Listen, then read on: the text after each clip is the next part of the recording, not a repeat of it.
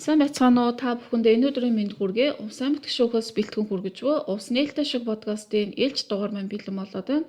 Энэ удаагийн зочноор Увс аймагт захиргааны иргэний анхан шатны шүүхийн шүүгч Алтан цэцэг оролцож байна. За танд энэ өдрийн мэндийг хүргэе. За баярлалаа.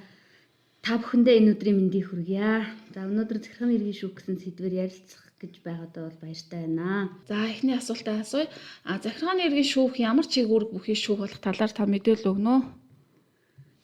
За Монгол улсад орчин цагийн шүүх байгууллага одоо хизээ байгуулагдсан бэ гэдэг талаар эхлээд товчхон мэдээлэл өгье. Тэгэхээр 1924 оны 11 сарын 26-ны өдөр Бүгд найрамд Монгол Ард улсын анх дугаар үндсэн хуулийг батлахад анх дугаар үндсэн хуулийн 5 дугаар зүйлийн 11-д бол улсын шүүх таслах газруудын ба хэргийг явуулах дүрм хэмжээ мөн иргэний ба эрүүгийн хууль дүрмийг тогтоох тухай бол зааж өгсөн. За засгийн газрын 1926 оны 4 сарын 16-ны өдрийн 15 дугаар Бах хурлын тэргүүлэгчдийн 21-р хурлаас бол аливаа шүүх таслах газруудыг шинжилэн байгуулах тухай дүрмийг гаргасан бөгөөд уг дүрмийг баталсан 1926 оны 4 сарын 16-ны өдрийг одоо түүхэнд орчин цагийн шүүхийн байгууллага бол үүссэн өдөр гэж бол үздэг. За шүүхийн тогтолцооны хувьд бол 1992 онд одоо шинээр батлагдсан Монгол Улсын үндсэн хуулинд эрүү, иргэн, захиргааны чиглэлээр дагнасан шүүх байгуулж болохыг бол хуульчлан баталгаажуулсны дагуу Улсын хурлаас 2002 онд захиргааны хэрэг хянан шийдвэрлэх тухай хууль болон захиргааны иргэний шүүх байгуулах тухай хуулийг баталж 2004 оны 6 дугаар сарын 1-ний өдрөөс эхлэн дагаж мөрдснөөр Монгол улсад анх удаа нийтийн эрх зүйн субъект болох захиргааны байгууллага албан тушаалтны хууль дээдлэх эргэн хуулийн этгээдийн эрх хууль ёсны ашиг сонирхлыг хангаж байгаад шүүхийн хяналт тавьж тэдгээрийн зөрчигдсөн эрхийг сэргээн тогтоох зорилго бүхий захиргааны хэргийн дагнасан шүүх маань байгуулагдсан. За аливаа байгууллагад бол гүйцэтгэгчийг үүрэг, зорилт гэж байдаг. За шүүх байгууллагын хувьд бол Монгол Улсын шүүхийн тухай хуулиндаа эрхэм зорилго бол тодорхойлсон. За шүүх маань ямар зорилго тавьж ажиллаж байна вэ гэхээр нэгдүгээрт Монгол Улсын тусгаар тогтнол бүрэн эрхт байдал үндсэн хуульд байгууллагыг баттган бэхжүүлж хамгаалах, мөн хүний эрх хэрэгжүүлэлтийг хамгаалах, зөрчигдсөн эрхийг сэргээедлүүлэх, хууль дээдлэх шударга ёсыг бэхжүүлэх, мөн шударга шүүхээр шүүлэх иргэний эрхийг хангах зорилгыг хэрэгжүүлэн ажилладаг. Увс аймгийн хувьд бол анхан шатны 3 шүүх буюу Увс аймаг дахь сум дундын эрүүгийн хэргийн анхан шатны шүүх, Увс аймаг дахь иргэний хэргийн анхан шатны шүүх, мөн Увс аймаг дахь захиргааны хэргийн анхан шатны шүүх гэсэн шүүхүүд, мөн иргэний хэргийн давтаалдах шатны шүүх бол өнөөдөр үйл ажиллагаа явуулж байна. Увс аймаг захиргааны хэргийн анхан шатны шүүхийн хувьд бол 2 шүүгчийн орон тоотойгоор ажилладаг. Захиргааны хэргийн шүүх нь хүн хуулийн этгээдээс бол захиргааны хууль бус үйл ажиллагааны улмаас зөрчигдсөн, эсвэл зөрчигдөж болзошгүй эрх, хууль ёсны ашиг сонирхлоо хамгаалуулахаар, түүнчлэн нийтийн ашиг сонирхлыг төлөөлөх эрх бүхий этгээд, хууль тусгаалan заасан бол захиргааны байгууллагаас нийтийн эрх зүйн чиг үүргийг хэрэгжүүлэхтэй холбогдсон маргааныг шийдвэрлүүлэхээр захиргааны иргэний шүүхэд гаргасан нэхэмжлэлийг үндэслээд хэрэг хянан шийдвэрлэдэг шүүх байгаамаа. Тэгээд захиргааны байгууллага гэдэгт яг юуг ойлгодог вэ гэхээр захиргааны ерөнхий хуулиндаа бол заасан байж байгаа. Тэгээд захиргааны байгууллага гэдэгт бол нийтийн ашиг сонирхлыг илэрхийлсэн захирамжсан шийдвэр гаргадаг нийтийн эрх зүйн этгээдүүдийг захиргааны байгууллага гэж ойлгодог. Энгийнээр хэлэх юм бол аймаг, сумын засаг, дарга, баг, сум, аймгийн иргэдийн төлөөлөгчдийн хурал, төрийн бусад захиргааны байгууллагууд болох яам, тамгын газар, хилтэс зэрэг байгууллагууд, татварын, мэргэжлийн хяналтын, гайлын зэрэг улсын байцаагч нарын гаргасан шийдвэр үйл ажиллагаатай холбоотой маргааныг иргэд хуулийн этгээдийн нэхэмжлэлээр хянан шийдвэрлэдэг гэсэн үг юм аа. Захиргааны иргэний шүүхэд хүн хуулийн этгээдээс нэхэмжлэл гарах хугацаа ямар байдаг вэ? Захиргааны иргэний шүүхэд хүн хуулийн этгээдээс бол нэхэмжлэлийг гаргахдаа хууль заасан хугацааг анхаарах ёстой байдаг. Өөрөөр хэлэх юм бол хууль заасан хугацааг хэтрүүлсэн гомдол нэхэмжил гаргасан тохиолдолд нэхэмжлэлийг хүлээн авахаас татгалздаг. Захиргааны хэрэг шүүхэд хянан шийдвэрлэх хуулийн 14 дугаар зүйлд бол нэхэмжлэл гаргах хугацааны талаар зааж өгсөн байдаг. Нэгдүгээрт нь бол дээд шатны захиргааны байгууллага эсвэл гомдлыг хянан шийдвэрлэх чиг үүрэг бүхий захиргааны байгууллагаас гаргасан шийдвэрийг эс зөвшөөрсөн бол шийдвэрийг мэдэгдснээс хойш 30 хоногийн дотор нэг хэмжлэг гаргана. За өөрөөр хэлэх юм бол одоо нэг жишээ авах юм бол нэг иргэний газар эзэмших эрхийг нь бол хүчингүй болгосон сумын засаг даргын шийдвэр байлаа гэж ботход тухайн сумын засаг даргын шийдвэрт дээд шатны захиргааны байгууллага буюу аймгийн засаг даргад эхлээд гомдлоо гаргаж шийдвэрлүүлэх ёстой. За хэрвээ аймгийн засаг дарга гомдлыг хянаад сумын засаг даргын шийдвэр үндэслэлтэй байна гэж үзэж шийдвэр гаргасан бол шийдвэрийг мэдэгдснээс хойш сумын засаг даргын захирамжид холбогдох нэхэмжлэлийг бол 30 хоногийн дотор шүүхэд гаргана гэсэн үг. За хоёрдугаарт нь бол холбогдох захиргааны байгууллага нь дээд шатны захиргааны байгууллага эсвэл гомдлыг хянан шийдвэрлэгчийг үүрэг бүхий захиргааны байгууллагаас гаргасан шийдвэрийг биелүүлэхгүй бол 30 хоногийн дотор нэхэмжлээ гаргана.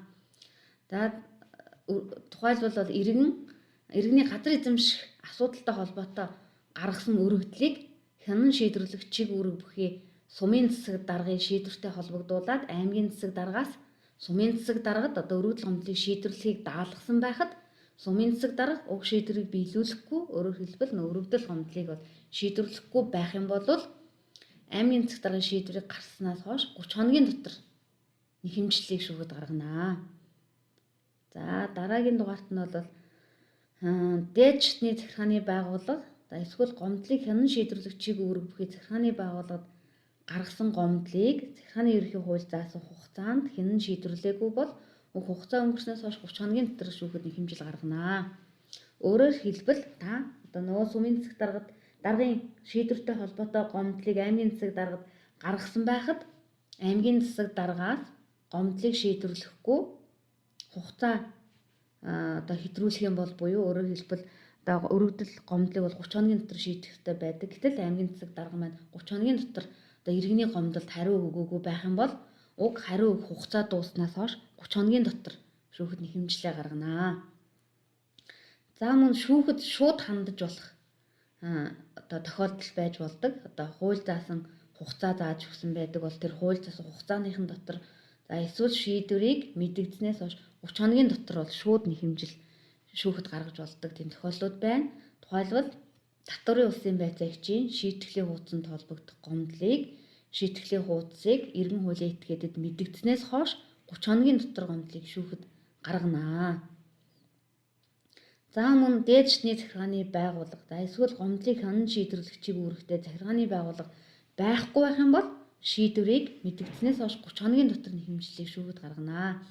Одоо тухайлбал сумын иргэдийн төлөөлөгчдийн хурлын одоо тогтоол шийдвэрт гомдол гаргая гэх юм бол тухайн тогтоол шийдвэрийг мэдэгдснээс хойш 30 хоногийн дотор шүүхэд нэхэмжил гаргах ёстой гэж ойлгоно. Мэдгдсэн гэдгийг бас яг юу гэж ойлгох вэ? За захиргааны ерөнхий хуулинд зааснаар бол захиргааны байгууллага өөрсдийнхээ гаргасан захиргааны акт за тэр холбогдох шийдвэрийг одоо мэдэгдэх ажиллагааг одоо тэр тухайн одоо акт чиглэгдэж байгаа этгээд тийм ээ тэр эрх ашиг хөндөгдөж болзошгүй этгээдэд бол мэдэгдэх одоо үүргийг бол тухайн захиргааны байгууллага хариуцахаар бол заасан байдаг. За тэгэхээр одоо мэдэгдэхээ гэдгийг юу гэж ойлгох вэ гэхээр захиргааны байгууллага маань тухайн захиргааны шийдвэр актыг хууль заасан хэлбэрээр бол өөрт нь гардуулах за шаардлагатай тохиолдолд утас, факс, шуудан за цахим болон бусад хэлбэрээр одоо мэдэгдэж болохыг бол зөвшөөрсөн байдаг. Гагцхүү захиргааны байгууллага маань ийхүү мэдэгдснээ баримтжуулах бол үүрэгтэй байдаг.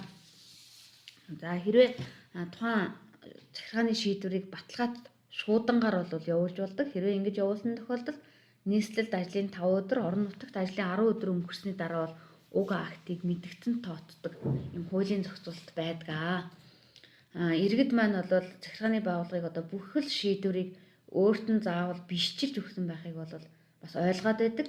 Гэтэл хуулиндаа бол заавал бичилэн гардуулж өгөх шаардлагатай бол тэр үргийг хүлээн тэрнээс өөрөөр бусад холбоо шуудан тий цахим бусад одоо хууль зөвшөөрөгдсөн хэлбэрээр энэ тухайн ийм шийдвэр гарсан юм маа гэдгийг бол мэдэгдэж болох боломжийг бас шүүхэд заасан байдгийг бол анхаарах хэрэгтэй.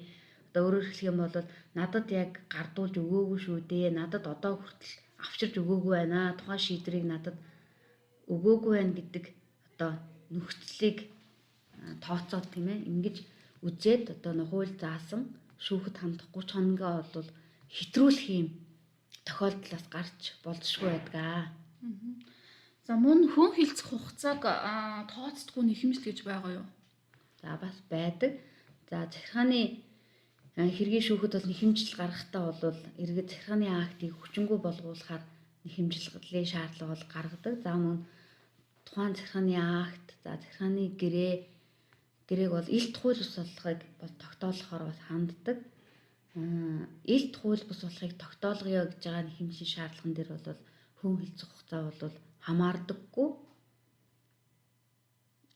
За мөн хэрвээ одоо нөгөө 30 хоногийнхаа дотор хандаж чадаагүй тэр нь хүндхэн үүсэх шалтгаантай байх юм бол иргэн хуулийн этгээд маань захиргааны иргэн шүүхэд хүн хилцэх хугацаагаа бол сэргийлэх хүсэлтийг бол гаргах хэрэгтэй. Өөрөөр хэлбэл 3 жилийн дотор бол хүн хилцэх хугацааг нөхөн сэргээгээд шүүхэд нэхэмжил гаргах боломж бас байдаг. Гэхдээ энэ маань хүндхэн үүсэх шалтгааны улмаас хэтэрсэн байх шаардлагатай. За баярлалаа. Энэ удаагийн дугаарын зочноор оролцсон шүүгч Алтан цэцэг танд маш их баярлалаа. За дараагийн дугаар та бүхэндээ нэхэмжлэл тавигдах шаардлага, нэхэмжлийг хүлээн авахаас татгалзах үндслүүдийн талаар мэдээлэл хүргье гэж бодож байна. Подкастыг мань хүлээн авсан та бүхэндээ баярлалаа. Баяр та.